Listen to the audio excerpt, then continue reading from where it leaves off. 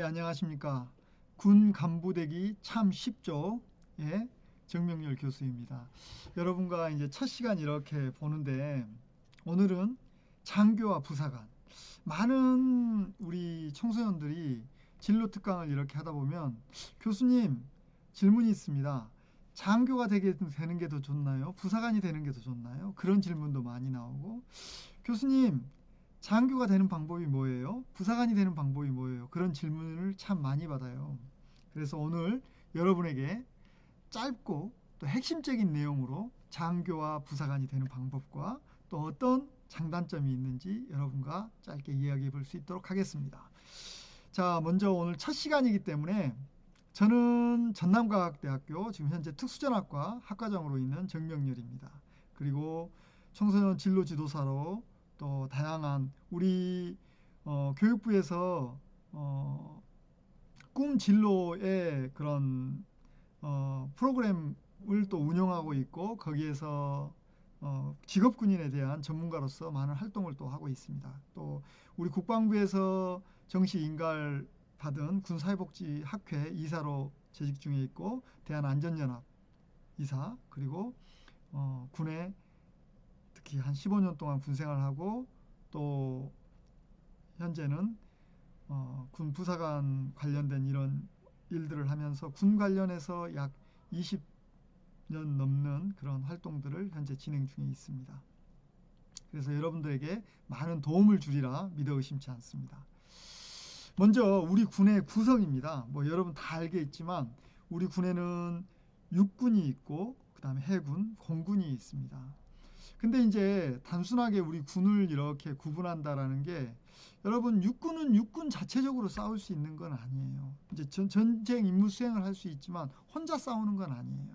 그 다음에 해군도 마찬가지고 공군도 마찬가지고 서로 연계된 작전을 시행을 하는 거예요. 예를 들어서 우리 육군이 공격을 하거나 방어를 할 때 혼자 방어를 하는 게 아니라 공군의 지원이나 또 우리 해군의 한포 사격을 지원을 받고 여러 다양한 이런 군의 유기적인 그런 복합적인 그런 작전을 통해서 임무를 수행하는 거라고 생각하시면 됩니다. 쉽게 설명하면 우리가 사람이 나는 뭐 우리 인체에서 손으로서의 역할이 있지만 이 손 자체적으로 혼자 일할 수 없는 우리 손이 일을 하려면 발이 걸어서 손이 일할 수 있는 장소까지 가야 되고 또 눈이 봐야만이 그 일들을 자세히 할 수 있다라는 거죠. 우리가 눈만 있어서 일들을 할 수 있는 게 아니고 손만 있어서 일들을 할 수 있는 게 아니고 발만 있어서 일들을 할 수 없다라는 거죠. 그런 유기적인 관계로 임무 수행을 여러분이 생각하시면 되고 그래 육군, 그다음에 해군, 공군 다양한 우리 군의 이런 그 구성에 의해서 임무를 수행한다고 여러분이 생각하시면 되겠습니다. 그래서 여러분이 나는 육군에 가고 싶어. 또 해군에 가고 싶어. 공군에 가고 싶어. 그런 생각들이 여러분이 참 많을 거예요. 하지만 그것들이 단순하게 그냥 한 직책으로만 임무를 수행하는 게 아니라 서로 유기적으로 임무를 수행한다. 해군에 간다 그래서 다 배 타는 건 아니에요. 육상 근무, 해군의 레이더 기지에 들어가면은 육상 임무 수행할 수도 있는 것들이고 또 우리 육군에서도 육군 항공이 있어요. 육군 항공은 우리 헬기를 가지고 있거든요. 그래서 육군 항공에 비행기를 타고 임무 수행할 수 있는 거예요. 또 우리 공군에 있어서 무조건 공군은 비행기만 타고 있는 게 아니라 관제 업무나 또 정비 업무 또 수색 임무 수행도 우리 비행기가 추락했을 때 이 조종사를 보호하고 찾는 그런 임무를 수행하는 특수임무 부대도 있고 그래요. 그러니까 다양한 그런 부대가 있다라는 것을 여러분이 이해하시면 되겠습니다. 자, 이제 중요한 이야기인데 이제 지금부터 이제 우리 군에는 이제 임무 수행상 장교, 부사관, 병으로 나눠져요. 지금 이제 여러분이 이 장교를 임무를 수행할 때 장교는 계급상 소위에부터 대장까지 소위는 다이아몬드라고 그러죠. 다이아몬드. 그다음 그걸 위관급이라고 그래요. 그다음에 연관급이라고 그래서 이, 이 영관급, 그 다음에 장성, 이렇게 세 개로 분류가 되어 있어요. 장교들은. 그 다음에 또 부사관은 하사에서부터 원사까지 이런 계급들이 존재를 합니다. 지금 그리고 병은 또 1병에서부터 병장까지, 2등병에서부터 병장까지 이런 계급이 있는 겁니다. 자, 중요한 것은 우리가 군 간부라고 하는 것은 장교와 부사관을 군 간부라고 합니다. 병사는 간부라고 하지 않아요.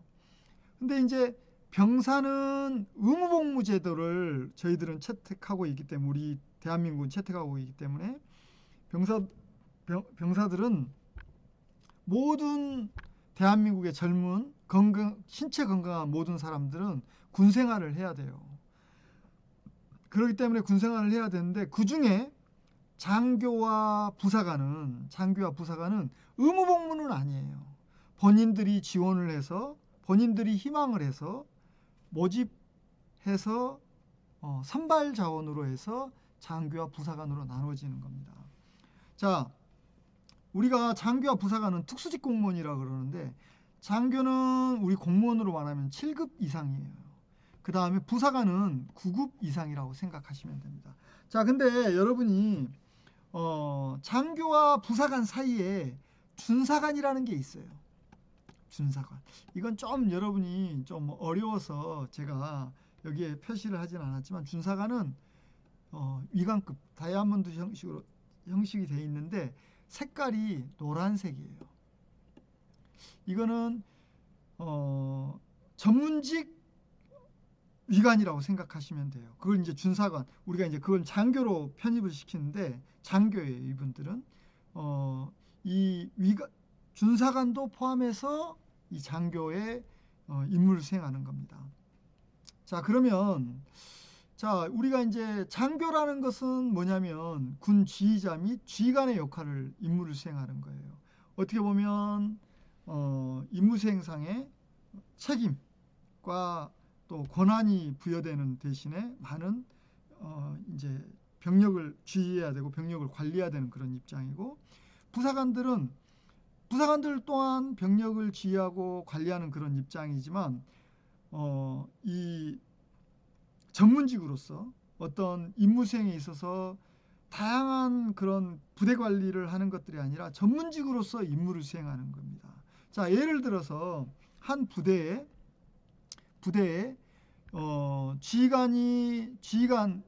지휘관이 머리로서 지휘관이 있고, 또 지휘관 그 밑에 여러 가지 조직들이 있을 거 아니에요. 조직들이 있는데 예를 들어서 뭐 탱크를 모는 사람이 있고, 또 어떤 사람은 또 통신을 하는 사람도 있을 거고, 또 어떤 사람은 밥을 짓는 사람도 있을 거고, 이제 이런 역할들이 있을 거 아니에요. 그래서 그 역할 중에 전문적으로 임무를 수행하는 사람들을 이제 부사관으로서 임무를 수행하게 하는 거예요. 근데 이제 그 밑에 병사들도 있겠죠. 병사들도 관리하고 하겠지만, 이제 그 군 부사관은 병사들과 장교의 중간의 그런 계급으로서 전문적인 임무 수행을 할 수 있도록 임무를 부여하는 게 군 부사관이라고 하면 할 수 있겠습니다. 그래서 우리 군 계급 체계에서 허리로서의 그런 중간 계급에 있어서의 역할, 그렇게 임무를 수행하고 있고, 또 병사들은 이 병사들을 또 지휘하는 데 있어서 장교들을 도와서 임무를 수행하는, 효과적인 임무를 수행하기 위해서 만들어진 그 계급이라고 생각하시면 되겠습니다. 그래서 과거에 우리가 생각했을 때 이제 우리가 단순하게 장교들의 임무를 수행하는 데 있어서 뭐 부관으로서 뭐 부하로서 그냥 단순하게 우리가 임무를 수행하는데, 그런 게 아니라 어떤 전문적인 직업인으로서의 군 부사관을 바라보면 되겠습니다. 우리가 과거에 이순신 장군이 계셨잖아요. 이순신 장군이 우리가 거북선을 만들었다고 이야기를 하는데 실제로 이순신 장군은 장교 계급이에요. 지금으로 하면 상군 수군 통제사라면 지금 해군 참모총장 그런 역할을 했는데 그러면은 별 4개잖아요. 그러면은 별 4개 장교가 그 거북선을 만들진 않았다라는 거죠. 이순신 장군 밑에 이 배를 만드는 전문적인 직업을 가지고 있는 사람이 만들었다는 거예요. 그분이 우리가 잘 아는 나대용. 이제 그분은 이제 부사관으로서 임무를 수행했다라는 거죠. 거북선을 만들어서 배 위에다가 철갑을 둘어서 적이 배 위로 접근하는 것들을 근접 정투를 방해했다는 거죠. 그 임진왜란 당시에 이제 왜군의 가장 큰 특성은 뭐 배하고 배를 싸운 게 아니라 배에게 접근을 해가지고 배에 올라타서 칼로 죽이고 근접 전투에서 총으로 죽이는 그런 임무를 수행했거든요. 근데 거북선으로 해가지고 위에 철갑을 둘러버린 거예요. 배를 위에 못 올라타는 거잖아요. 좁빗좁빗 이렇게 이 그 송곳이 나 있기 때문에 위로 올라탈 수도 없고 그러면서 우리가 이제 이 임진왜란 때 이 거북선이 많은 역할을 했다라는 거죠. 그런 임무 수행하는 데 있어서 여러분이 접근을 하면 되겠습니다. 그래서 어떤 전문직으로서 임무를 수행하는 것이다. 자, 다른 예를 들은다 그러면 우리가 지금 K9 자주포 같은 경우에는 여러분 K9 자주포는 몇백억 하는 어마어마한 고가 장비예요. 근데 우리가 병사들은 우리가 지금 용사라고도 하는데 용사들은 임무 수행하는데 지금 현재 18개월까지 그 임무 수행이 줄어드는 거예요. 자, 그러면은 그 짧은 기간 동안 이 고가 장비를 운용하고 또 다른 사람한테 넘기고 다른 사람한테 넘기고 그렇게 해버리면 장비의 노후화가 빨라져 버린다라는 거죠. 예를 들어서 여러분이 집에 있는 자동차를 막 아무 사람이나 쓴다 그러면은 그 자동차는 금방 노후화돼 버린다라는 거예요. 그래서 이제 장기적으로 군 부사관은 의무복무가 4년이에요. 의무복무가 4년. 의무복무가 4년이기 때문에 장기적으로 그 장비를 운용하고 관리할 수 있는 그런 사람들을 전문적으로 뽑아서 운용한다라는 거죠. 그렇게 해서 운용하기 때문에 군 부사관으로서 그 장비를 운용함으로써 그 장비의 효율성도 증대하고 또 그 장비를 운용하면서 그 장비의 관리도 해줄 수 있는 그런 것들 전문적으로 관리를 해줄 수 있는 그런 직책들이 군 부사관이라고 하면 되겠습니다. 자, 그래서 장교와 부사관과 병. 부사관은 장교보다 훨씬 더 계급은 높습니다. 계급은 높고 또 그 계급 아래에 있는 사람이 부사관이에요. 또 부사관보다 계급이 높은 게 이제 장교지만 서로 관계에 있어서 전문적인 그런 직업들을 로서의 임무 수행을 한다. 그렇게 여러분이 부사관을 바라보면 되겠습니다. 그리고 이제 병사는 그 밑에 계급, 부사관 밑에 계급으로서 병사. 그렇게 해서 여러분들이 이해하시면 되겠습니다. 자, 그러면 이제 군인이 되는 방법, 이제 여기에서는 군 간부라고 여러분이 생각하시면 됩니다. 군 간부가 되는 방법은 장교가 있고 부사관이 있는데 장교도 되는 방법이 4가지. 이제 자세히 하면 뭐 더 많겠지만 크게 4가지 방법. 부사관도 4가지 방법이 있어요. 자, 장교는 먼저 우리가 사관학교 제도를 우리나라는 채택을 하고 있어요. 사관학교는 아까 우리 군이 육군이 있고 그 다음에 해군, 그 다음에 공군으로 나요. 각 군마다 사관학교를 가지고 육군은 육군사관학교, 공군은 공군사관학교, 해군은 해군사관학교를 가지고 있어요. 거기에는 우리가 고등학교에서 3학년 때 선발을 해요. 이제 최초 학위 과정이에요. 그렇기 때문에 고등학교 졸업하자마자 거기에 들어가는 사관학교 제도, 그 다음에 3사관학교 제도. 여러분 3사관학교는 고등학교 바로 졸업하고 들어간다고 생각하는데 그렇지는 않아요. 3사관학교는 2학년을 대학 2년 과정을 마치고 들어가는 게 3사관학교 제도예요. 자, 어느 대학이든지 2년제를 내가 마쳤어요. 그러면은 3사관학교에 들어갈 수 있는 자격이 요건이 갖춰지는 거예요. 그러면 나머지 2학년을 마치고 3학년으로 편입한다고 생각하시면 되는 거예요. 그래서 고등학교 졸업하고 나는 바로 3사관학교에 들어갈 거야. 그렇게 생각하시는데 그렇지는 않다라는 거죠. 그래서 3, 4간 학교에 들어가려고 그러면은 어느 2학년 전문대를 졸업하든지 4년제 2년을 졸업하든지 그렇게 해서 여러분이 들어가시면 된다. 자, 그 다음에 ROTC 학군장교를 통해서 이제 들어가는 방법이에요. 이건 뭐냐면 대학교 2년 동안 대학교 2년을 다니고 2년 동안 3, 4학년 동안 방학 동안에 훈련을 받아서 들어가는 장교 과정이 ROTC 제도예요. 자, ROTC 제도는 우리 4년제에 많은 대학에서 4년 그 ROTC를 운용을 해요. 근데 4년제의 모든 대학이 ROTC 제도를 운용을 하지는 않아요. 그래서 여러분이 4년제에 들어가기 전에 그 대학이 ROTC가 있는지 없는지를 꼭 확인하고 그 대학에 입학을 하면 돼요. 그러면은 1학년 때 그리고 2학년 때 1학년 때 일부 2학년 때 그 다음에 일부 해가지고 ROTC를 선발을 합니다. 자, 그 다음에 학사사관이에요. 학사사관은 우리가 장교가 되는 것은 장교는 4급 이제 장교는 4학년을 마치고 인간을 하는 거예요. 그래서 공무원으로 말하면 7급 공무원이에요. 7급 공무원으로 시작하는 거예요. 특별직 7급 공무원이죠. 그렇기 때문에 여러분이 이 학사사관이라는 것은 4학년을 졸업하고 임관을 하는 거예요.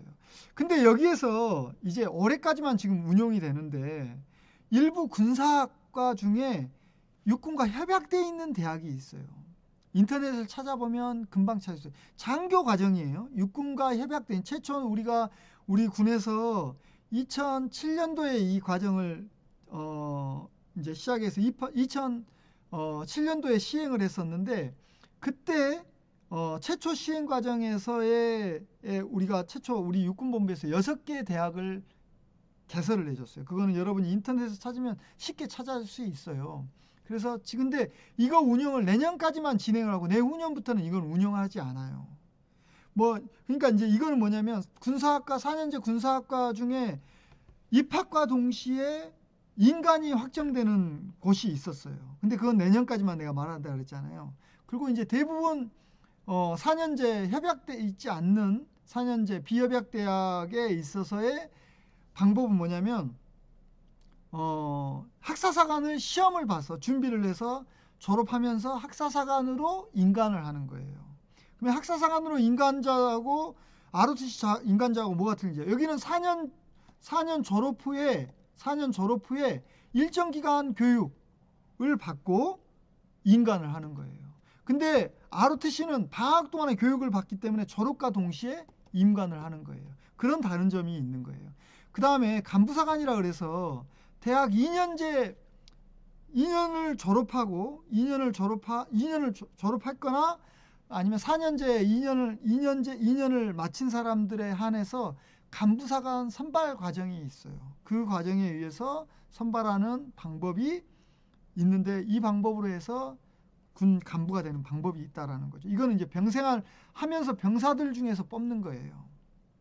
그러니까 이런 다양한 군 간부 과정을 통해서 군 간부를 선발을 한다. 자, 이제 여기에서 이제 세부적으로 그 우리 군의관들은 군의 과정에서 이제 4년제 이상 이거는 이제 학사사관의 한 계통인 거죠. 또 군종으로서 군종장교를 뽑는 방법들도 있고 종교 목사님이나 법사님이나 이런 것들을 뽑는 방법들도 있고 이런 것들은 다 이제 또 학사사관 관련된 선발인 거죠. 그러니까 이제 이런 다양한 방법에 의해서 선발하는 과정들이 있다. 여러분이 그렇게 이해하시면 되고 그 다음에 부사관도 크게 4가지인데 군 부사관 학과 제도를 이용하는 거예요. 이제 부사관 학과는 부사관 학과에 협약되어 있는 대학은 총 52개 대학. 이건 어디서 확인할 수 있냐면 여러분이 육군 모집에 홈페이지에 들어가면 협약되어 있는 부사관 학과가 딱 나와요. 그 부사관 학과를 통해서 군장학생 제도를 통해서 군 부사관이 될 수 있는 거예요. 군장학생이라는 이야기는 좀 오래된 이야기인데 이거는 군 가산 복무 제도를 통해서 인간하는 거예요. 자, 무슨 말이냐면 군 부사관은 의무복무가 몇 년이라 그랬어요? 4년이라 그랬죠? 근데 우리가 군 부사관을 선발을 해서 장기자에 한해서 직업군이라 그러는데 장기자는 5년 차에 선발을 해요. 5년 차에 선발하는데 그러면 의무복무 4년하고 5년 차이면은 못 뽑잖아요. 그래서 복무연장 1년을 신청을 해야만이 군 장기 선발에 지원이 가능한 거예요.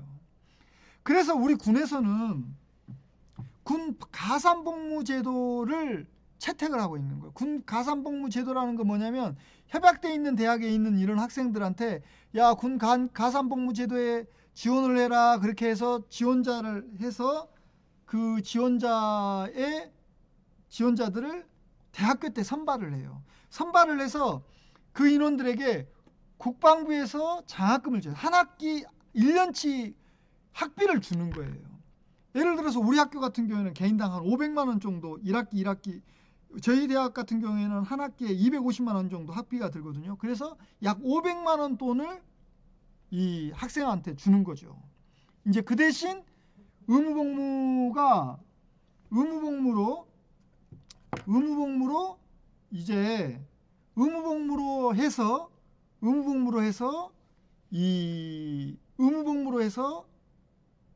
4년이 아니라 5년이 되는 거예요. 그러면 자동적으로 이 인원은 장기를 신청할 수 있다라는 거죠. 근데 왜 이 일들을 하냐면은 우리 국방부에서 돈을 들여서 이렇게 하냐면 우리는 안정적인 장기자를 확보해야 된다라는 거죠. 만일에 예를 들어서 뭐 나라가 좀 어렵고 그러는데 나는 좀 어렵고 그러니까 좀 뭐 장기 신청 안 할까요? 그러면은 장기가 안정적으로 확보가 돼야 되는데 그렇지 않을 경우를 대비해서 우리 국방부에서 좀 보존적 차원에서 이 1년 더 할 사람을 미리 뽑아 놓는 거예요. 안정적인 인력 수급을 위해서. 그래서 이제 군 가산 복무로 해가지고 선발을 하는 그런 경우예요. 그래서 이 군 대학생들을 위주로 그렇게 선발을 한다. 그 다음에 군 부사관 학군단. 장교들은 ROTC 제도가 있잖아요. 부사관도 RNTC라고 그래가지고 우리 국방부에서 6개 대학을 선정을 했어요. 인터넷에 찾아보면 많아요. 근데 이건 확대 시행할 거예요. 왜냐하면 우리 군에 있어서 이 군 부사관들도 고급화 시키기를 원하거든요. 자, 왜냐하면 여러분 이 군 부사관은 고등학교 졸업 후에 또 바로 들어갈 수 있어요. 여기 3번 사항에 나와 있지만 고등학교 졸업하고 바로 민간 부사관으로 들어갈 수도 있어요. 근데 이제 저는 군 사고예방, 제가 아까 전에 말했듯이 군 사회복지학회에서 우리 국방부에서 인가되는 군 사회복지학회에서 다양한 연구 활동을 하는데 고등학교를 졸업하고 바로 군에 들어가면서 많은 문제점들이 있어요. 예를 들어서 윤일병 사건이나 여러분 인터넷 자주 찾아보면 금방 접근할 수 있지만 김병장 사건들의 지휘자들이 고등학교 졸업 후에 바로 병력을 지휘한 거예요. 그러면 뭐가 문제냐면 고등학교 졸업하면 19살, 그 19살에 군대 하사로 이렇게 인간을 해서 들어가면 병장들이 자기보다 나이가 많다라는 거죠. 그러면서 병력을 지휘하는데 많은 어려움이 있다라는 거예요. 과거에는 그런 어려움들이 계급사회가 탄탄하기 때문에 어려움이 없었는데 지금은 어떻게 보면 이 계급사회에 있어서 이 병장들이 자기보다 나이가 많은 사람들이 자기 부하들이 되면 그냥 사적인 장소에서 형용해버리는 경우들이 많다라는 거예요. 그러면서 많은 사고가 발생하면서 우리 군의 입장에서는 그런 사고 예방 차원에서 RNTC 제도나 또 부사관, 군 협약되어 있는 그 학생들을 통해서 군 가산복무로 해가지고 군장학생 제도로 해서 선발하는 그런 경우들이 많이 지금 늘어나고 있다는 거예요. 자, 그런 이점들을 통해서 RNTC를 6개 대학을 개설을 해줬어요. 우리 육군에 3개, 공군에 3개, 공군에 하나, 해군에 하나, 해병대 하나. 육군은 제가 근무하고 있는 전남과학대학교, 그 다음에 경북전문대, 그 다음에 대전 과학전문대, 그 대전 과학대학교 이렇게 총 3군데를 개설을 해줬어요. 인터넷을 보면 여러분 그건 자연스럽게 찾을 수 있어요. 그래서 그런 RNTC 제도를 통해서 그거는 그 대학 학생들을 통해서 선발을 해요. 그렇게 해서 선발을 한다. 그 다음에 이제 민간부사관, 아까 말했듯이 민간부사관은 고등학교 졸업해서 바로 여러분이 지원은 가능해요. 이제 가장 적은 나이에 인간을 하죠. 그렇게 해서 가는 방법들이 있다. 그리고 현역부사관이라고 해서 내가 병사로 갔어요. 병사로 갔는데 병사로 가서 이제 일병 때 자기가 신청을 해서 상병 정도의 군 부사관으로 임무 생활. 근데 그거는 현지 인간을 전제로 된 거. 내가 전방에서 근무를 해요. 그러면은 그 부대에서 부사관으로 인간을 하는 거예요. 이제 일정 교육 기간은 맞춰야 되겠죠. 교육 기간 맞춰서 하사로 인간을 한다. 병생활 하면서 이제 인간을 하는 거예요. 그 다음에 전문하사라고 그래가지고 자기가 병장으로 전역을 했어요. 병장으로 전역하는데 그런 자기가 임무 수행하는데 한 1년 정도 더 근무하고 싶습니다. 이렇게 6개월 정도 더 근무를 하고 싶습니다. 그러니까 해서 하사로 인간한 거를 전문하사 제도라고 합니다.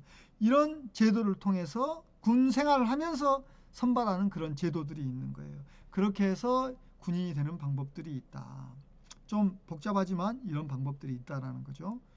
자, 그 다음에 군 간부 선발 과정에서 이제 이거는 부사관들을 제가 한 거예요.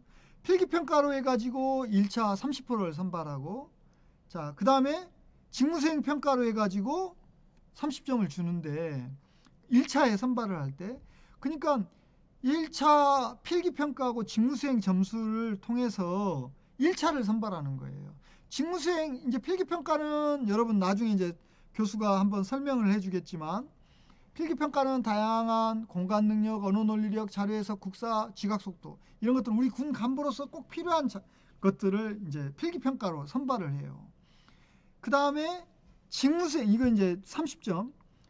이제 그 직무수행 평가를 해가지고 전공학과, 그 다음에 전공 수학기간, 자격 및 면허, 자격증, 그 다음에 군사학 이수 이런 것들을 통해서 직무수행 평가 점수로 해가지고 1차를 이거 두 개 합쳐서 1차 선발을 한다라는 거죠. 그리고 체력이나 면접 평가를 통해서 이제 2차 선발을 하는 거예요. 우리 육군에서. 이런 과정을 통해서 우리 군에서는 선발 과정을 마친다. 장교도 유아유스트예요. 그래서 여러분이 1차 필기평가와 직무수행 평가가 있구나. 이제 그런 것들은 이제 그래서 협약되어 있는 대학, 전공학과 같은 경우에는 만점을 받는 거죠. 이런 협약되어 있는 대학으로 우리 군의 입장에서도 많이 좀 대학에서 배우고 왔으면 하는 그런 마음들을 가지고 교육을 하고 있다. 그렇게 여러분들이 보시면 되는 겁니다. 자, 이 최근에 국방부에서 이제 인사 고가 점수를 주는 부분들인데 부사관하고 부사관 진급하고 장기 선발 과정에 있어서 가점을 주는 것들이에요. 자, 이 내용들은 뭐냐면 부사관들 장기 선발하고 할 때 기존에 학위 과정은 1점, 직무 무관할 때는 0.5점을 줬어요. 자, 이게 무슨 말이냐면 장교 부사관 진급이나 장기 복무관에 이 학위를 대학 졸업장이 있으면은 0.5점밖에 전공 직무 관련했으면 1점, 뭐 대학 졸업장이 있으면 0.5점밖에 차이점을 주지 않았어요. 1점 좁게 안 점 주세요. 자, 예를 들어서 우리 특전부사관과를 나왔다. 이제 특전부사관과를 나왔으면 1점을 줬어요. 없는 사람은 뭐 이제 0점을 준 거고. 근데 지금은 뭐냐면 1점에서 7점까지 늘려버린 거예요. 자, 무슨 말이냐면 대학을 나온 사람은 7점을 준다라는 거죠. 대학을 나오지 않는 사람은 1점을 주는 거. 그러니까 이제 이 갭을 더 늘린 거겠죠. 왜 이제 이런 현상들이 일어나면 우리 군에서 이제 이 군 간부가 되는 그 부분들에 대해서 가산점을 주면서 우리 군내 부사관의 역량을 강화시키고 싶다라는 거죠. 저도 이 부분에 대해서 좀 많은 부분 같이 공감을 하고 있는데, 이제 우리가 이제 장교가 되는지 우리가 부사관이 될지 우리가 이제 그것들을 결정해야 될 부분들. 장교는 어떤 장교가 될 수 있는 많은 이제 높은 계급까지 올라갈 수 있잖아요. 또 이제 부사관이 되려고 그러면은 부사관에 대한 그런 역량들을 갖춰야 된다라는 거죠. 그래야만이 우리 군의 사고도 줄일 수 있고 우리 군에 가서 임무 수행을 할 수 있다라는 거죠. 그냥 단순히 군 부사관으로 나는 갈 거야 그래가지고 들어가는 데만 초점이 돼버린다면 대부분 그냥 의무복무만 하고 전역을 하는 경우들이 되게 많아요. 그래서 어떤 내가 직업으로서의 그런 것들을 준비하는, 장교도 마찬가지고 부사관도 마찬가지고, 여러분이 준비하지 않는다 그러면은 그냥 단순하게 의무복무만 마치고 돌아와 버린다라는 거죠. 그렇게 여러분이 이해를 하시면 되겠습니다. 자, 제가 이제 마지막으로 오늘 마시다 고네스키 이야기를 좀 하려고 그러는데, 일본인인데 이 사람은 한 번도 경영에 실패한 적이 없는 거예요. 회사를 했는데 한 번도 망해본 적이 없는 거예요. 일본 사람도 이 사람을 경영의 신이라 그러는데, 이 사람이 왜 그러냐 그러면은 회사를 경영하는데 우리가 1930년도에 1929년도에 대공황이 발생하잖아요. 그때 모든 일본의 기업들이 다 망했어요. 그러면은 이 마시다 고네스키가 운영하는 회사도 망해야 될 거 아니에요. 근데 이 사람이 회사를 정리하기 전에 직원들을 부른 거예요.